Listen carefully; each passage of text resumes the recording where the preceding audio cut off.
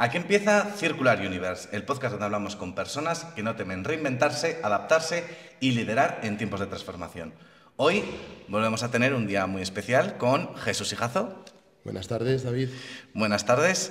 Hoy es el Día Mundial del Trabajador y venimos a hablar del trabajo y del futuro de esos trabajadores. Yo creo que es un tema que a la gente le preocupa, aunque no se ha hablado demasiado. Es decir, yo creo que ahora, a día de hoy, es un poco conversación de bar entre cuñados, pero no ha habido un debate serio todavía sobre el futuro y las implicaciones de la IA en el trabajo, ¿no? Y quiero empezar, porque vamos a ir derechos al grano, a la inteligencia artificial, por un dato. El Foro Económico Mundial estima que el 23% de los empleos actuales van a cambiar en los próximos 5 años y que la IA va a destruir directamente 14 millones de puestos de trabajo. No sé qué piensas de esto. Quizás se queda corto, ¿no? Vale, esperanzador. Empezamos Sí, con bueno, buenas noticias. Claro que es esperanzador, ¿no? Yo recuerdo una peli que se llama, bueno, lo conoceréis, Atrapado en el tiempo, El día de la marmota, Sí. ¿no? Que está Bill Murray, al final consigue convencer a Andy McDowell para irse a la cama con ella, ¿no? En el último momento.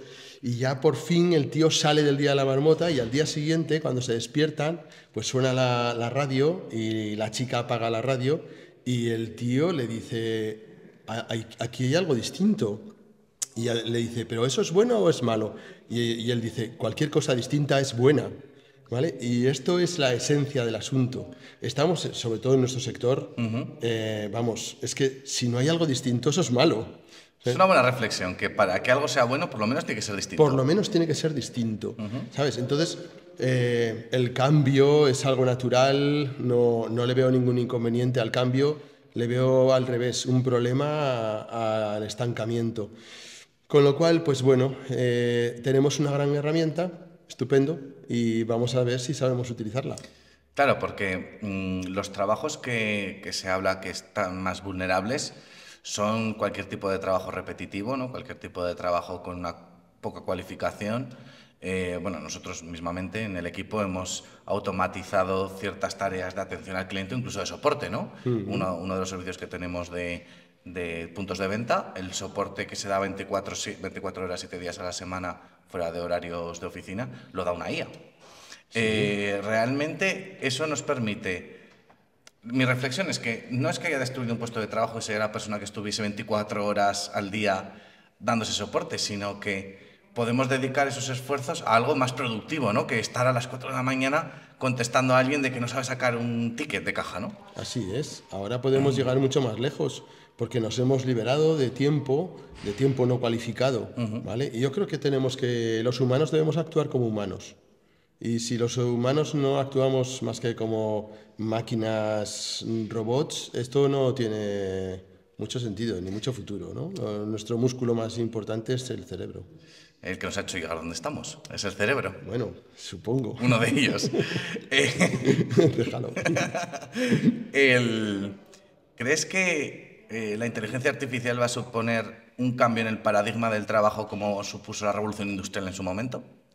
Seguro. Lo que pasa es que estamos todo el día hablando de cambios de paradigma. Ya no estoy muy seguro dónde va a estar el paradigma, ¿no? Mira, es una cosa que me planteo. Cuando estudias historia se ven revoluciones cada 100 años, ¿no? O cambios importantes cada 100 años. Yo tengo 29 y creo que he vivido 4 ya. Internet, la IA, no sé, ¿sabes? Como que parece que esos cambios de paradigma cada día se van acelerando. Sí. Y que puede que esa misma aceleración sea un cambio en sí mismo. Sí, yo estoy de acuerdo. Creo que la propia palabra está dejando de tener sentido. ¿De acuerdo? Es otra historia, ¿no? Estamos en un mundo cambiante y tenemos que acostumbrarnos al cambio, tenemos que vivir en esa situación cambiante, un poco cerca del caos también, ¿no? Es una situación como con más inseguridad, ¿vale? No es lo de siempre, esto ya no va a existir. O sea, lo de nuestros padres ya no va a existir. Es así. Sí, se iba viendo. Antes, las personas empezaban en un trabajo de jóvenes, con 18 años, hasta el final. Y se jubilaban en ese mismo puesto, en esa misma empresa, ¿no? Normalmente. Sí. hoy en día eso es impensable. Yo creo que ningún chaval de 18 años piensa jubilarse en la empresa donde está haciendo las prácticas. Bueno, a pesar de eso, yo sigo apostando por un modelo similar, ¿de acuerdo? La carrera profesional dentro de, bueno, en este caso de Circular Universe, dentro de lo que es nuestro grupo de empresas, creo en la cantera, creo en la formación y creo en una carrera profesional.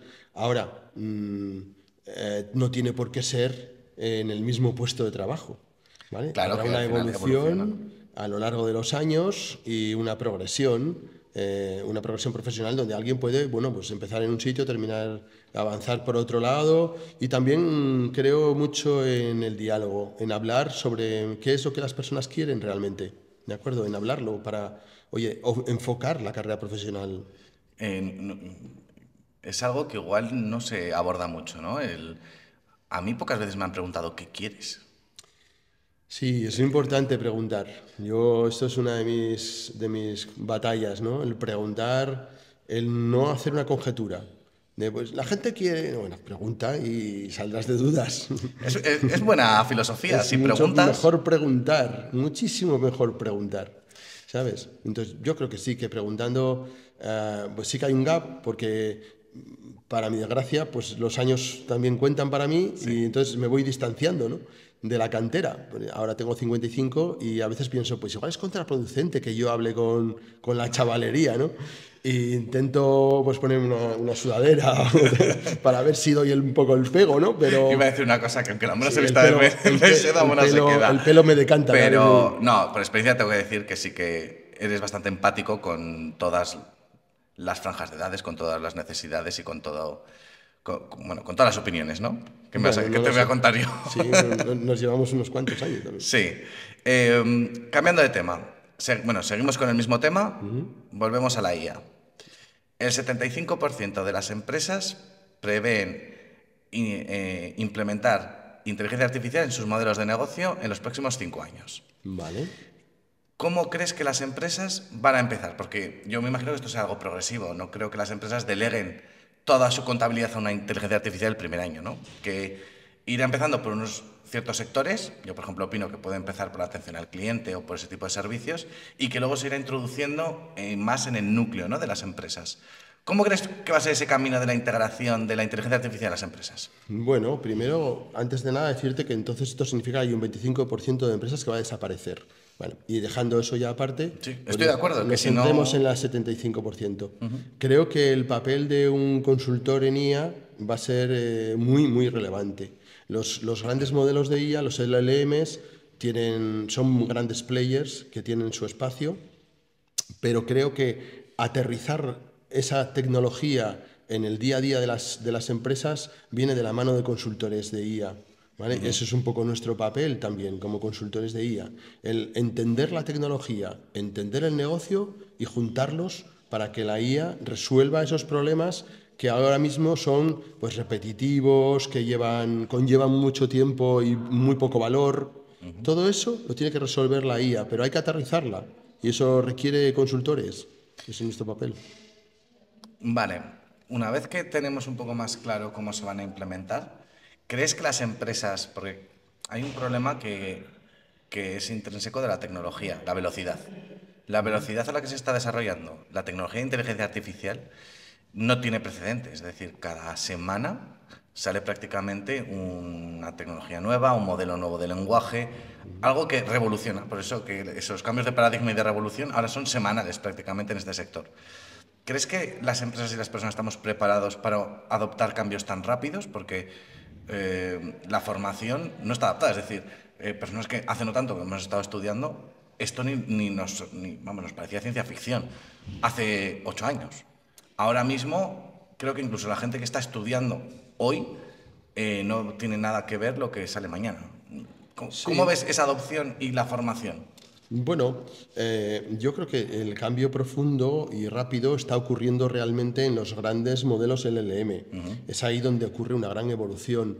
En cambio, en la aplicación, yo creo que los desarrollos que implementáis en SolverKey o en otras empresas tienen que ser compatibles con que cambie el LLM, ¿vale? O sea, tienes que hacer un desarrollo específico para solucionar el problema de negocio de tu cliente, pero a su vez suficientemente flexible como para enchufar otro LLM si es que dentro de una semana hay un LLM que es más potente y requiere un prompt pues, más sofisticado, más elaborado o lo que sea. Digamos que tu conector hacia los grandes modelos de lenguaje tiene que ser un conector con mucha cintura. ¿De acuerdo? En cambio, el de cliente tiene que ser más ajustado al negocio que realmente tiene tu cliente, y eso es un poco lo que yo veo. Sí, yo creo que de las cosas que diferencia a una implementación de inteligencia artificial real a las empresas que dicen, no, yo uso IA porque usan el ChatGPT y hacen 4 preguntas, es cuando realmente entiendes el valor que tiene un LLM, que es una interfaz. Yo alguna vez que lo he explicado, estamos acostumbrados a la interfaz teclado ratón pantalla, que esa, bueno, pues tampoco tiene tantos años, pero es más tradicional. Y yo creo que los LLMs es una interfaz que te puedes expresar de forma natural y te comprende, pero luego nosotros somos los que tenemos que decirle a ese modelo de inteligencia artificial qué datos tiene que extraer de esa conversación, dónde los tiene que colocar dentro de los sistemas informáticos de la empresa a la que queremos implementar esa automatización o esas mejoras, qué datos tiene que extraer y qué tiene que contestar. ¿Y qué información tiene que transmitir? Eso creo que es una forma adecuada en la que realmente podemos aportar un valor con un modelo de inteligencia artificial. Todos jugamos, las propias miniaturas de estos podcasts se hacen muchas veces con ChatGPT y con la generación de imágenes, pero pasar de usar la inteligencia artificial como algo más lúdico a algo más corporativo, creo que pasa por lo que decías, unos consultores de inteligencia artificial que realmente aterricen a las necesidades de la empresa. Es justo eso, es ese aterrizaje, ¿vale? El aterrizaje pasa por la consultoría, por entender cuáles son los procesos de negocio que tiene un cliente, porque los LLM son una pequeña parte de la, digamos, de la solución, ¿no? En la solución, en los flujos de información tienen que fluir desde el cliente al procesado, del procesado el LLM para la interpretación, para esta parte que comentas, y luego el corpus al que estamos atacando, cuáles son los datos del cliente, la confidencialidad, la seguridad. O sea, hay bastantes, digamos, cuestiones a tener en cuenta que no son preguntarle al ChatGPT. No, que está muy bien también preguntarle cosas, pero bien, bueno, está bien. hay que tener en cuenta cuando que se le inventa. Sí, para un sábado por la tarde pues, es sí, entretenido. Está guay, sí. Vale, vamos a ir un poco más a las personas. Ya hemos hablado, yo creo que de la parte máquina, vamos un poco a las personas. Porque claro, el dato de que el 70% del tiempo que dedicamos las personas en nuestro trabajo podría ser automatizable. Es un dato que digo, joder, el 70% de mi trabajo podría ser automatizable por un modelo de inteligencia artificial. Y tendría que dedicar el 30% para ser igual de eficiente que soy ahora, ¿no? Esto que puede... Yo en mi cabeza tengo dos opciones. Una que sería, tengo mucho más tiempo libre, o tengo mucho más tiempo para poder dedicar a tareas que generen más valor. O una cosa híbrida. Y no puedo evitar pensar en estas tendencias que se escuchan de trabajo, de reducción de jornadas, de las míticas 40 horas semanales, ¿no? A esas reducciones hasta incluso 30 horas semanales, de nuevas fórmulas de trabajo, de teletrabajos, de trabajo por objetivos. ¿Cómo crees que estas dos tendencias que escuchamos mucho de la reducción de horas con el tema de inteligencia artificial, en qué punto crees que pueden casar? Muy complicada esa pregunta. Sí. Sí. Yo creo que la mejora en la eficiencia va a dar una mayor productividad y a la larga va a ayudar al estado del bienestar, que en primera instancia serían sueldos mejores y posteriormente sería una sociedad más madura, pues un primer mundo más top. ¿Vale? Eso es lo que yo percibo con respecto a esa mejora de la eficiencia, ¿no? Que es como si, digamos, tú sabes sumar y de repente pues te ayudan a multiplicar y, joder, multiplicando llegas mucho más rápido, mucho más lejos, ¿no?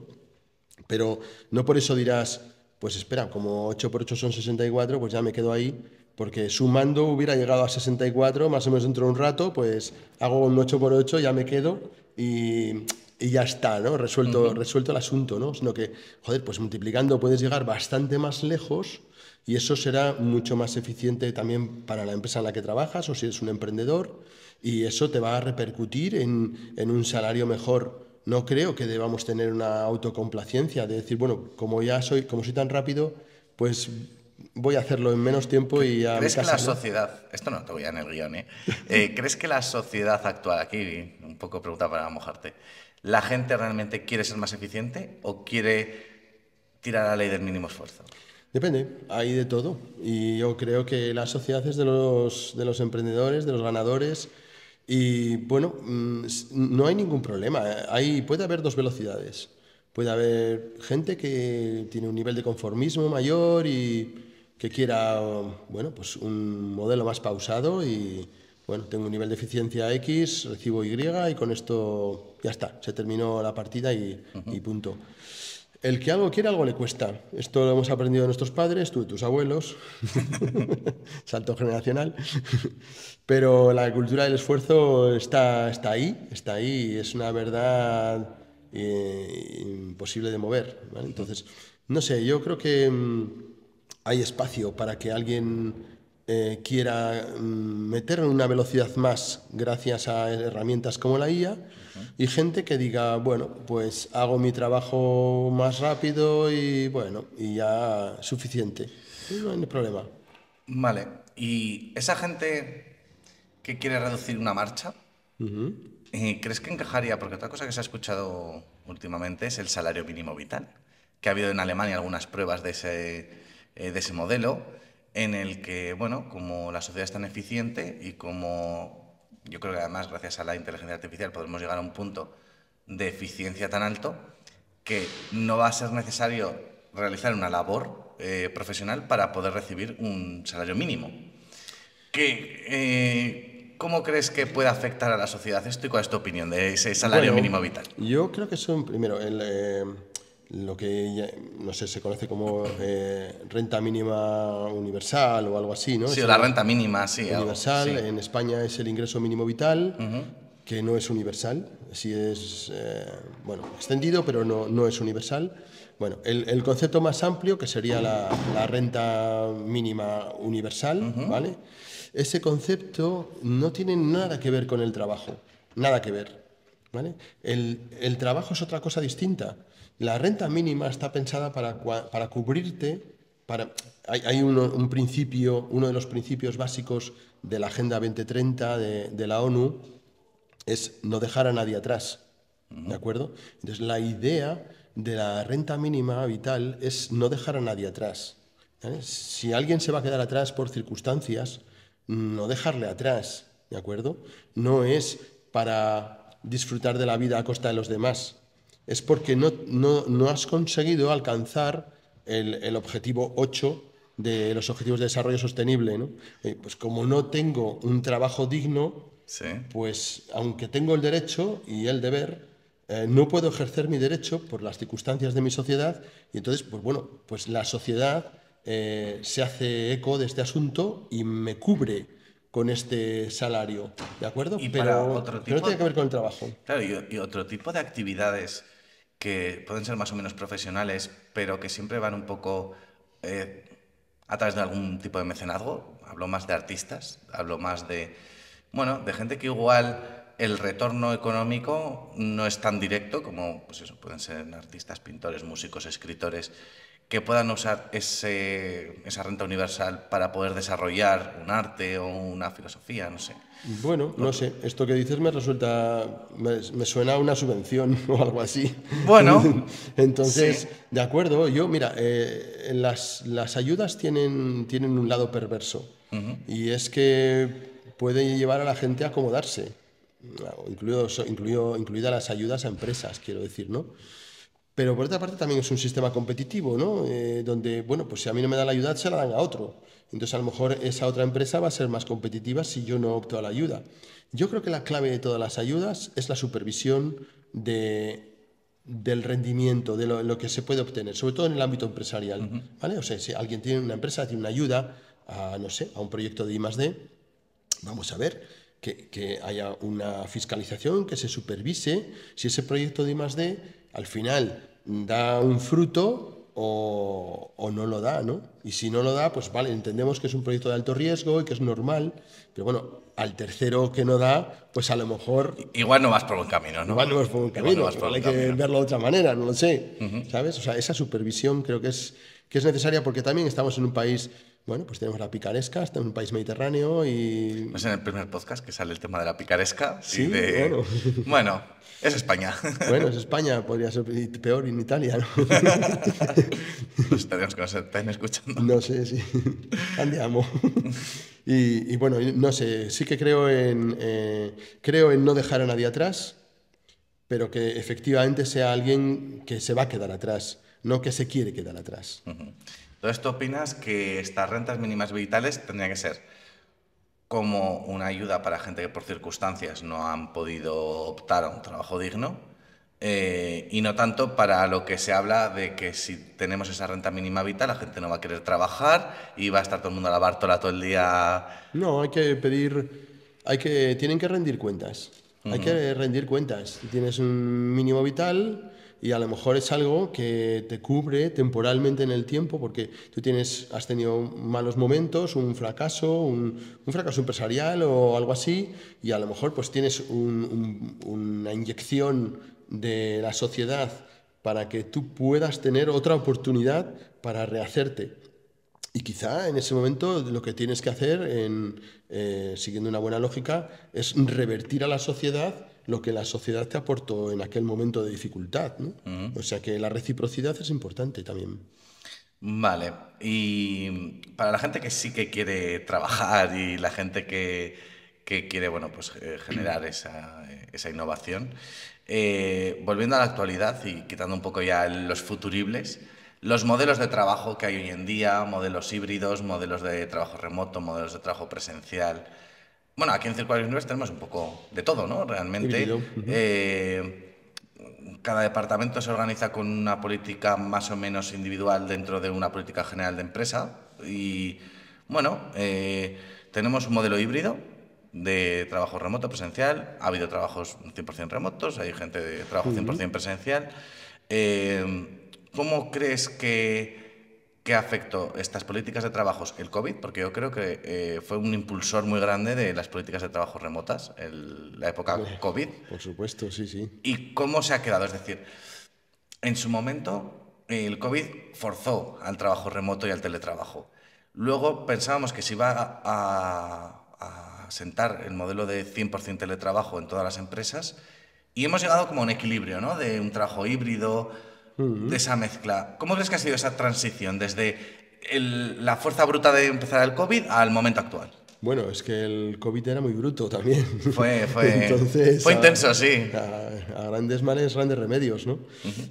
Nosotros adoptamos el teletrabajo el 11 de marzo del 2020, 3 días antes de la declaración del estado de pandemia y porque, bueno, veíamos que no era sostenible el modelo, ¿no?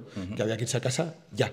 Entonces, bueno, la gente cogió sus ordenadores y sus pinganillos y ala, venga, marchando para casa, ¿no? O sea, que quiero decir que no tuvimos ningún problema en tomar una medida súper drástica de 100% teletrabajo de forma instantánea, ¿vale? O sea, yo oí el comunicado del gobierno de La Rioja pues como a las 11 de la mañana y a las 14 horas todos estaban en sus casas ya. Todo el mundo. Hombre, yo creo que estábamos en una posición, yo en ese momento todavía no estaba aquí, pero creo que, bueno, Circular Universe en este caso tenía una posición privilegiada por los medios tecnológicos que tenía para poder afrontar ese teletrabajo de forma eficiente y segura, ¿no? Que creo que a muchas otras empresas les pilló un poco más... Bueno, puede ser. Por eso, durante esos primeros días, por eso nos anticipamos 3 días. Porque en esos 3 días contactamos con todos nuestros clientes para suministrarles soluciones para que pudieran teletrabajar. Algunos nos decían, pero no hay prisa. Que sí que la hay. Que Sí. Hazme caso, que sí y que el la hay. tiempo te dio la razón. Sí había prisa, sí. Claro, entonces sí que esos 3 días nos vino bien para acelerar ese proceso, ¿no? Porque luego el sábado ya la cosa colapsó, ¿no? Y por eso digo que, bueno, hay que entenderlo, ¿no? Y hablas de actualmente. Bueno, pues actualmente yo tengo algunas cosas, las tengo claras. Por ejemplo, la regla de los 15 minutos la sigo respetando. ¿Qué es eso de la regla de los 15 minutos? Bueno, es una regla, no me la he inventado yo. Es que cuando tu lugar de trabajo está a 15 minutos, no hablamos en kilómetros. Esto es un tema de minutos, ¿no? Cuando está a 15 minutos o menos, el teletrabajo empieza a perder sentido. Ya no tiene una utilidad tan clara, ¿de acuerdo? Es la regla de los 15 minutos, que es 3 canciones en el coche o 3 en el podcast o lo que sea, ¿no? Sí. Esa es una de las Si es un normas. podcast como el nuestro, tienes para una semana ir y volver, ¿no? Sí, tendrías que dar un poco de rodeo igual. Esa es un poco una de las cuestiones básicas. ¿Crees que es un punto clave, ¿no? A partir de minutos. los 15 minutos ya deja de tener sentido ahorrarte ese viaje. Bueno, más de 15 minutos, pues el teletrabajo empieza a cobrar fuerza, ¿vale? Porque es más incómodo. Luego, teletrabajar pues también tiene sus cosas, ¿no? Tienes que tener un puesto de trabajo preparado, la PRL, o sea, tienes que tener en cuenta la seguridad en el trabajo, la ergonomía de la silla, la luz de tu casa. Y luego hay personas muy jóvenes en la empresa trabajando, ¿no? Que están en casa de sus familiares y a lo mejor pues no quieren trabajar todo el día con su madre ahí cocinando y tal. Es que es un mundo, no hay una Sí, solución. cada circunstancia a mí me ha pasado. Yo he estado a veces teletrabajando cuando todavía vivía con mis padres, de estar en una reunión y que entre tu madre, ¿quieres filetes? Y tú, mamá. Claro, hay gente que le tiene miedo a la nevera también. Hostia, es que hago muchos viajes a la nevera, ¿no? Por También, ejemplo. también. Eso también pasa, ¿no? Y alguna otra situación también, pues de este tipo, ¿no? Donde la gente, pues por ejemplo, cuando tuvimos la crisis hace 3 años, la crisis energética, pues claro, aquellos días de mucho calor o aquellos días de mucho frío, pues claro, en tu casa tú pones el aire acondicionado, si lo tienes, y es una pasta. Claro. Y si no lo tienes, pues como un pollo ahí sudando y... Sí, que en la oficina aquí siempre estamos fresquitos, calentitos, vamos, estamos cómodos. Claro, claro. Entonces, ¿dónde tiene sentido el teletrabajo? Tiene sentido cuando buscas la conciliación, ¿vale? En casos de conciliación. Mi hijo, tengo que recogerlo del colegio, no sé qué, voy a coger las tardes porque las necesito, el fin de semana tengo que cuidar a mi madre porque está mayor y entonces necesito las tardes de los viernes y tal. Bueno, lógicamente nosotros ahí encajamos todas las piezas hasta un 30% del tiempo, que es un 30% que puede ser un día y medio a la semana, pero que puede ser un 30% al año, si es que tienes que organizarte de alguna manera concreta, ¿no? Pero yo creo que es un tema de hablarlo. Como decías antes, preguntar y conocer las necesidades. Preguntar, hay que preguntar mucho. Hay que preguntar. Mira, yo soy bastante defensor del teletrabajo y de la autorresponsabilidad en tu trabajo y de no tener que estar. Porque muchos de los detractores del teletrabajo es por la falta de control, ¿no? De tener a alguien al lado que te esté supervisando qué haces. Pero bueno, realmente si la gente es más madura, autosuficiente para hacer ese trabajo, no sé. Bueno, a ver, con las herramientas actuales, en una empresa tecnológica como la nuestra... Sí. Bueno, ahí también entra una parte de privacidad que a veces, bueno... Bueno, hay un time track, o sea, quiero decir que el trabajo no es una cosa privada, es una cosa que tiene que salir para un cliente en concreto. Sí. O sea, que se va a ver el resultado, no lo puedes sí. ocultar por mucho que tal, ¿no? Entonces, tiene que... No es exactamente lo mismo que trabajar por objetivos, porque entonces sería, bueno, pues venga, el mes que viene traes la web hecha.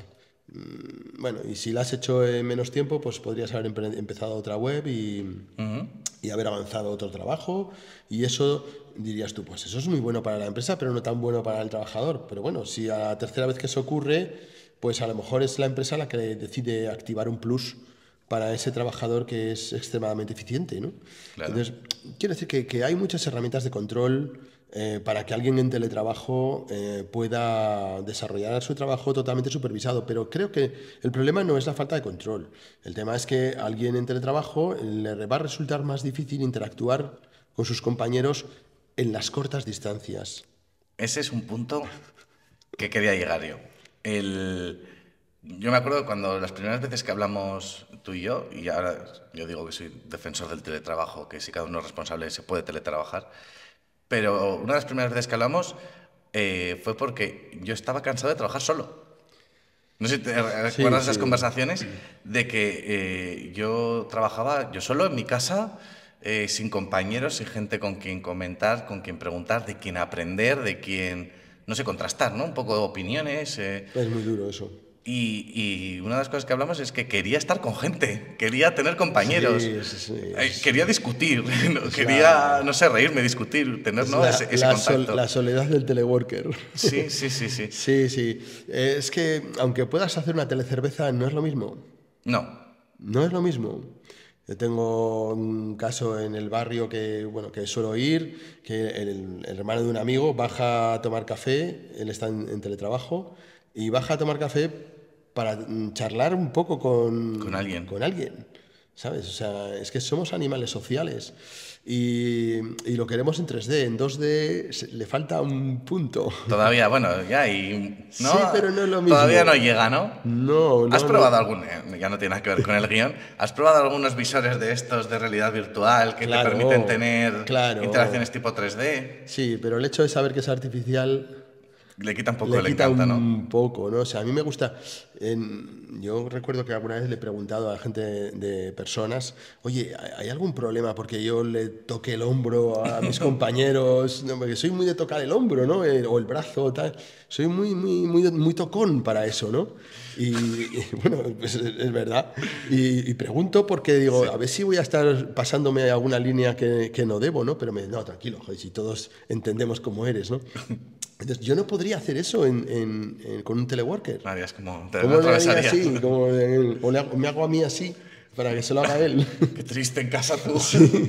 Por eso, entonces no lo veo, ¿no? O sea, para mí el contacto físico es algo importante porque somos animales, hay una faceta animal que tenemos y de momento no está resuelto en Internet el olor de las personas, que es un olor a veces subconsciente, ¿eh? Sí, sí, sí. No un olor consciente, sino Sí, que el de estar aquí, el de esta madera, el de... Bueno, percibes. estas plantas, oler pues No, poco, pero esto no puede... Pero sí, huele a chino esto. Pero queda muy mono aquí en cámara. Sí. No, pero bueno, son sensaciones Sí. porque somos animales. Y entonces la barrera, digamos, de la tecnología no ha sido capaz de enchufar esos otros sentidos. O sea, el tacto, el olfato, el gusto. Bueno, gusto no tiene por qué en este caso. Bueno, algún restaurante estaría bien, ¿no? Hacer un Sí, telerestaurante, pero no se ha podido. Todavía la tecnología no ha llegado a no, eso. nos hemos quedado en el oído y en la vista. Y creo que son 5 sentidos y esto se queda un poco flojo para transmitir sensaciones, no para transmitir conocimientos, datos, sino para las sensaciones. Creo que se queda un poco cojo, ¿no? No sé, mi opinión. Totalmente de acuerdo, ¿eh? En esa Sí. opinión. Yo soy defensor del teletrabajo, creo que se puede trabajar en remoto, pero como yo mismo lo hice, luego me di cuenta que me faltaba algo personal, ¿eh? Algo ya de personal y profesional en cuanto al desarrollo y el... Bueno, tú en tu casa, pues no tienes a nadie con que... Oye, ¿qué te parece esto? Que te diga, es una mierda, David. ¿Sabes? Pues estás tú solo. ¿Quién se lo enseñas? A tu madre si estás todavía viviendo en casa de tus padres. Te va a decir, precioso hijo, maravilloso. Sí que en confinamiento nos abrimos mucho, las primeras calls eran mucho más frías y luego nos fuimos abriendo, ¿no? Pero Sí. sigue faltando una capa que aún en velocidad de crucero no llegamos a alcanzar porque técnicamente no es posible. Entonces, vamos a intentar hacer un repaso un poco, porque hemos empezado del futuro y hemos llegado al presente, ¿no? Actualmente las empresas pues tienen modelos, tengo algún dato de que sobre el 60% de las empresas tienen algún tipo de modelo de trabajo híbrido. Entonces, ahora mismo estamos en un punto en el que la sociedad tiene algún tipo de trabajo híbrido, es decir, remoto y presencial. Creo que nos ayuda mucho a la conciliación, lo que decías. Este tipo de trabajos nos ayudan a poder conciliar nuestras vidas personales, profesionales y a tener flexibilidad, ¿no? Yo creo que la flexibilidad en el trabajo, los 5 minutos antes después, que tampoco sean... Claro, hay trabajos que no lo permiten, pero bueno, nosotros... Bueno, esa es una de las cosas que tampoco había yo comentado antes, y es que somos una empresa de servicios y nos debemos al cliente. Claro. Entonces, la premisa por encima absolutamente de todo es que el cliente esté satisfecho. A partir de ahí podremos trabajar con turnos, con formas de organizarnos para que el cliente esté satisfecho y sea compatible con nuestras propias aspiraciones de vida personal, de conciliación familiar, que se solucionan vía teletrabajo. Pero todo eso tiene que ser sí, pero si el cliente está satisfecho. ¿De acuerdo? Entonces, a veces el cliente requiere presencialidad o, bueno, o horarios, pues bueno, depende del cliente que entre por la Sí, puerta, ¿no? sí, hay de todo. Hay de todo. Hace poco, mira, justo me has recordado una charla TED que estaba viendo, pues no sé si ayer o antes de ayer. O sea, soy un friki, a veces me pongo esas cosas en la tele. Y una directora, una CEO de una empresa decía que lo primero que quería hacer entender a los trabajadores de su empresa era que ella no era el jefe de nadie, sino que el jefe eran los clientes. Que el sueldo que recibían no salía de su bolsillo, sino que salía del bolsillo de los clientes. Y que si el cliente te pedía algo es porque debías perder el culo. Que si ella necesitaba algo, era secundario, que lo primero eran los clientes y después el resto de personas de la empresa. Y me pareció una reflexión interesante, ¿no? Porque siempre tenemos, hay que hacer caso al jefe, tenemos, bueno, pues lo típico del peloteo, ¿no? Al jefe, ese tipo de cosas muy tradicionales, ¿no? El tener al jefe contento, cuando en realidad deberíamos tener a los clientes contentos, que es lo que yo creo que aquí intentamos, ¿no? Sí, sí, sí, así es. Mira, hubo un par de años, el 21 y 22, se disparó el IPC 6,7 y 6,7, ¿no? 6,5 y 5,7, ¿vale? O sea, más de unos 12 puntos, ¿de acuerdo? Considerable. En 2 años, 12 puntos en 2 años. Y siguiendo ese principio universal de la Agenda 2030, dijimos, nadie se queda atrás. Entonces, en esos 2 años, ten en cuenta que hay sueldos más bajos que pueden sentirlo mucho, ¿no? Entonces, lo que hicimos, bueno, pues no, vamos a subir los salarios íntegramente, el IPC íntegramente, ¿de acuerdo? Los 2 años. Pero es que una empresa no es una entelequia infinita que, digamos, con un maná y... No, es las gallinas que entran por las que salen. O sea, Sí, sí. entonces, la política fue, señores, señoras, señoritos, vamos a subir el salario, el IPC, para que nadie se quede atrás. Y ahora tenemos el reto de que nuestros clientes, a través de nuestro trabajo, nos paguen esta subida. Porque la empresa no puede pagarlo. Claro. La empresa no es nadie en concreto, no es nada en concreto. ¿Quién tiene que pagar esos salarios? Los clientes satisfechos. No va a ser un impuesto revolucionario. Son los clientes los que voluntariamente, a través de un mejor trabajo por nuestra parte, están dispuestos a pagar un 12% más. Eso es complicado de entender y de ejecutar. Muy complicado. Pues ese es el reto. Muy complicado, por eso me gustó esa charla, por lo que comentas. Y no conocía ese dato de que eso en el 21 se adoptó. Y va totalmente de la mano de eso, de que tenemos que cambiar un poco la idea, ¿no? Del jefe, no. Los clientes son los que mandan, porque son los que pagan. Sí, bueno, y lo importante es que paguen a gusto, estén satisfechos y ojalá quisieran pagar más porque estuvieran súper mega satisfechos y les resolviésemos sus problemas. Eso yo creo que es el objetivo, ¿no? De cualquier empresa, de cobrarle a un cliente que le permita pagar a los empleados bien y que el cliente estuviese dispuesto a pagar más aún, ¿no? Como Claro. el servicio que me has dado me resulta tan valioso que se me hace barato lo que estoy pagando. Es como Sí, tenemos clientes así y la mayoría que piensan de esa manera que es un poco disruptiva son los clientes norteamericanos, que están encantados de pagarnos más si les damos mejor servicio. Son exigentes, ¿eh? Pero no les tiembla el pulso. los americanos Es increíble, ¿eh? no les tiembla. Y menos ahora con, Sí. con la persona que tiene una cabeza que es así que no tiembla. Bueno, a ver, Estados Unidos es un país grande, ¿eh? Es un país grande, No sí. centremos todos en el asunto No, de... y muy heterogéneo además. Es un país, yo Sí. creo que es muy diferente y que, bueno, es que al final cada estado es prácticamente como un país independiente. Entonces, generalizar es muy complicado y, bueno, si en España tenemos realidades tan diferentes en zonas, imagínate ese país siendo tan grande. Sí, Todas las así realidades es. que habrá. Así es.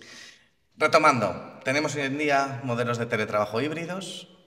Empieza la revolución de la inteligencia artificial, la nueva revolución industrial, pero más adaptada a esto.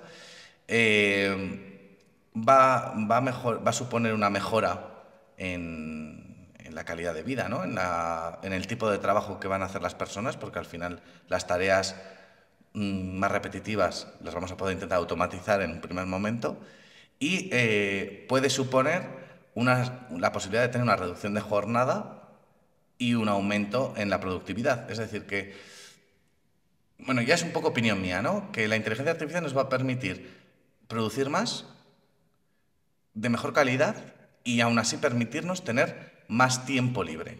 Yo creo que es un poco el objetivo, ¿no? Ujú. Y luego ya la utopía que se baraja por ahí es, nada, la inteligencia artificial va a hacer todo por nosotros, nosotros vamos a recibir un salario por existir y vamos a poder gestionar ese salario, ¿no? Bueno, ¿En qué parte crees de ese futuro distópico? Porque ahí realmente creo que jamás llegaremos.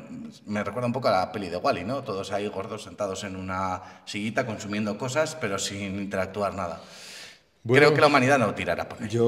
vamos a ver, cuando se inventó la imprenta, por poner así algo bastante importante en nuestra historia de los últimos, digamos, 400 años, ¿no? Por poner algo muy gordo, sería la imprenta, ¿no? Claro, había muchos escribientes, entonces lo tomo por saco. Bueno, Entonces, los escribientes sí. no había mucho sentido, ¿no? Pero porque había otra fórmula de Pero hacer su faltaban, trabajo más eficiente. pero faltaban operarios de imprenta. Entonces, aquel escribiente que decidió aprender a usar una imprenta, trabajo no le faltó. ¿Y qué es lo que terminó ocurriendo? Pues que se imprimían mucho más libros, Igual muchos más. todos los escribientes podían tener trabajo de operarios de imprenta, con la diferencia es de que ahora el producto que realizaban era mucho más democrático su acceso. Bueno, por supuesto. Y era un trabajo más llevadero. Me imagino ¿Vale? estar No es todo el lo día escribiendo. mismo morir intoxicado de tinta, de escribir libros, no es lo mismo. No, no, no. No es lo mismo que estar en tu sillita de la imprenta y pones y quitas y pones y quitas y le das a la palanquita. O sea, no es lo mismo.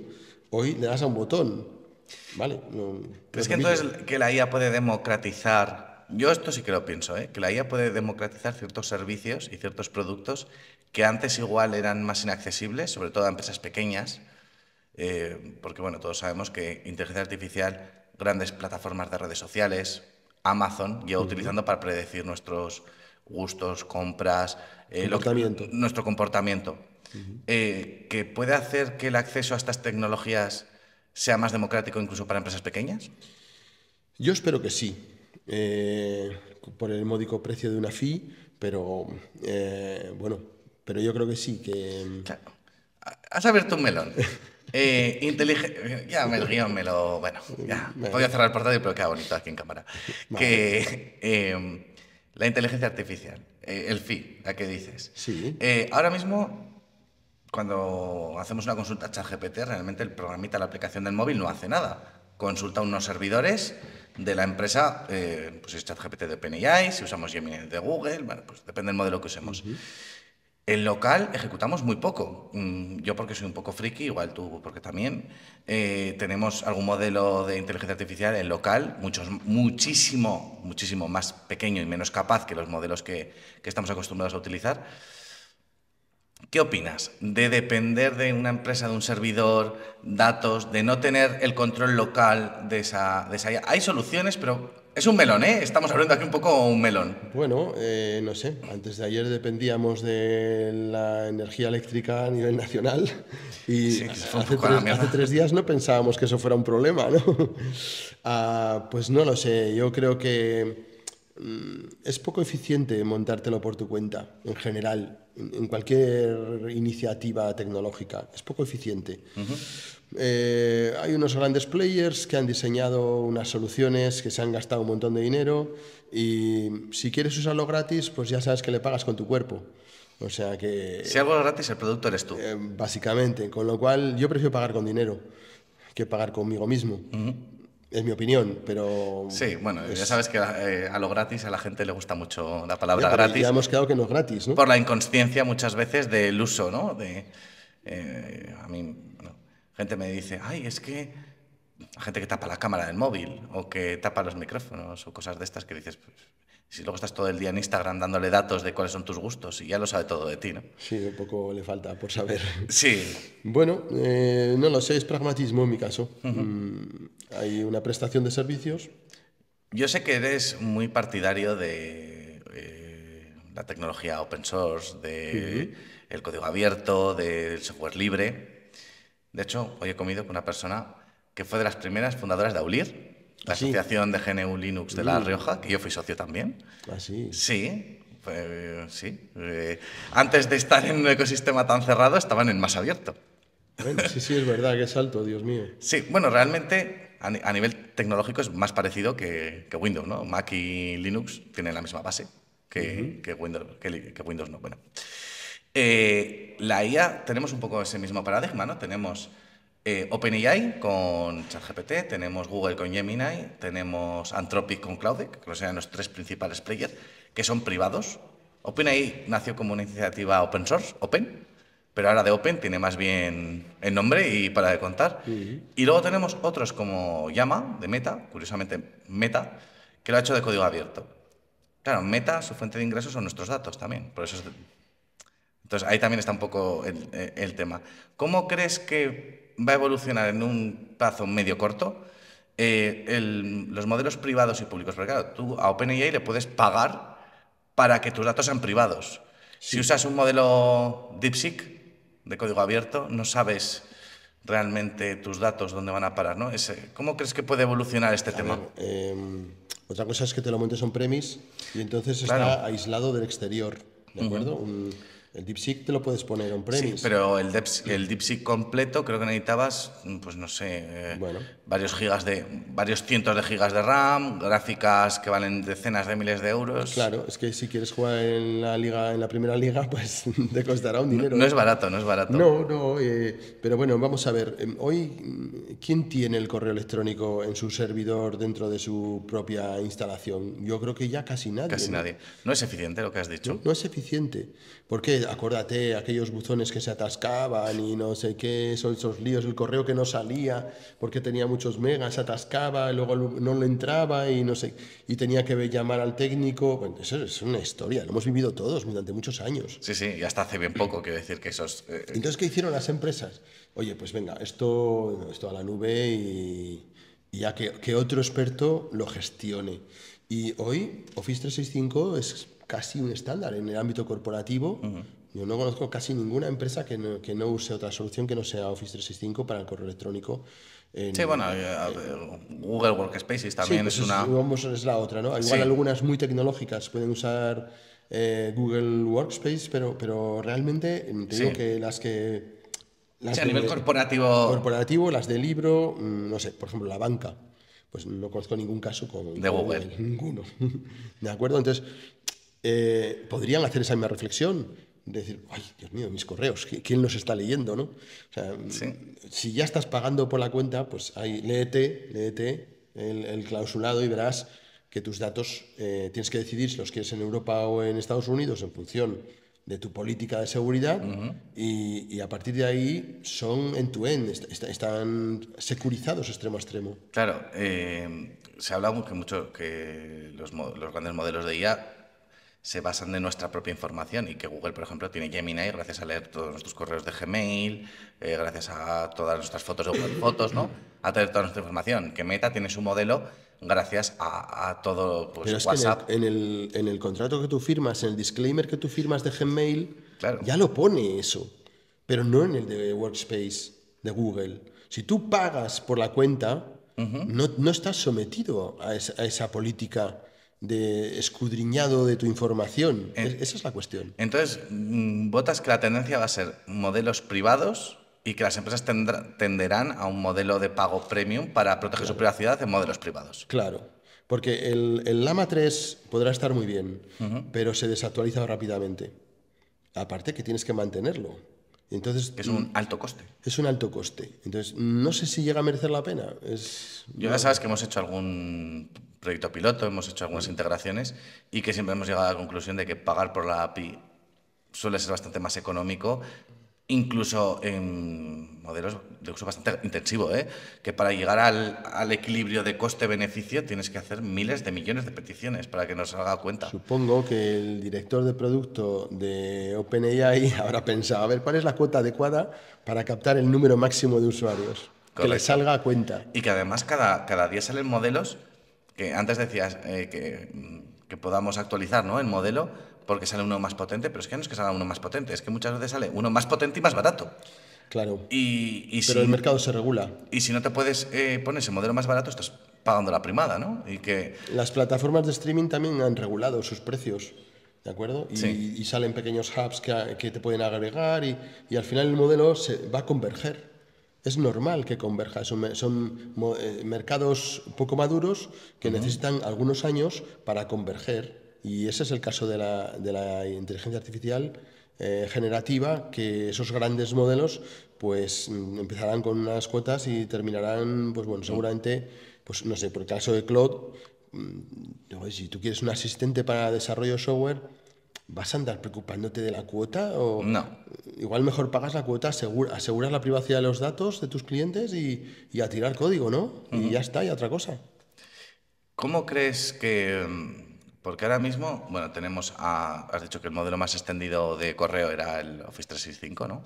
El Microsoft 365, que se llama. En pago, ¿eh? El de En pago. corporaciones. En corporaciones. Sí, en personal yo creo que Google sigue siendo... Sí, Gmail. Sí. Hemos visto cómo han integrado, ¿no?, los modelos de inteligencia artificial en Office, en Google Workspaces, es decir, en la suite ofimática han hecho una integración, Microsoft con su Copilot.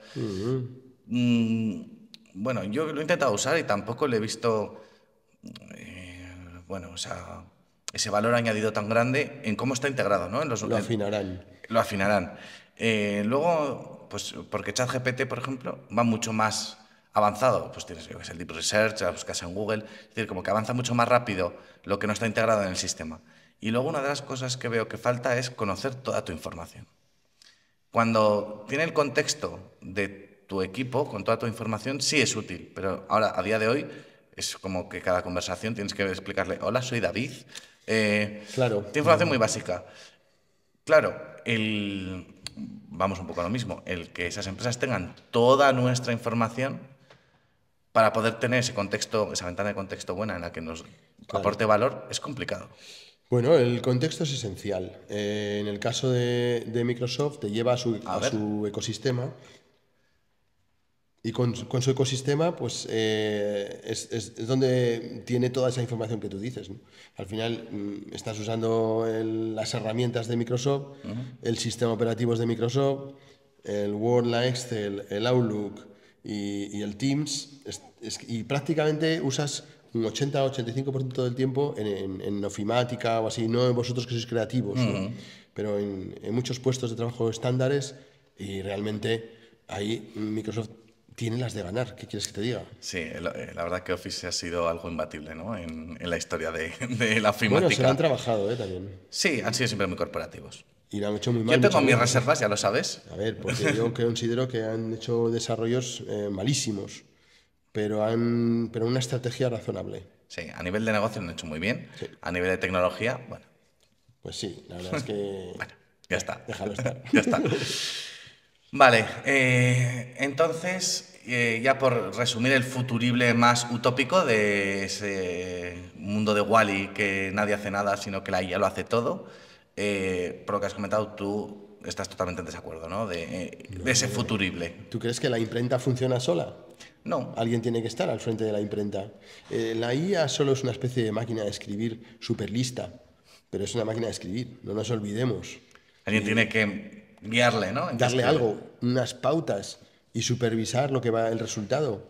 ¿Vale? ¿No crees que vaya a haber el futuro de robots creando robots con IAs, creando nuevas IAs que nos superen en todo? No. Skynet, no. No lo veo. No lo veo. No lo veo. Entonces podemos estar tranquilos de sí. que no nos van a gobernar las máquinas de momento. Bueno, yo creo que la gracia de un bot es que no es un robot, solo es un bot. Entonces, la gracia es que puede sustituir a cualquier labor virtual. Y entonces, claro, hay muchas labores virtuales que van a ser sustituidas. Y esto, a veces hay gente que dice que es un poco como la revancha contra los informáticos, ¿no? Porque los informáticos han quitado miles y miles de puestos de trabajo de gente física, sí, ¿no? Porque han inventado cosas que hacen que las personas no tengan que hacer esos trabajos, ¿no? Quitar el papel, por ejemplo, ¿no? Un paperless, ¿de acuerdo? Y entonces ahora los bots se van a cargar parte del trabajo el copilot va a decir un día, quita que soy pilot y quita de los mandos y ya.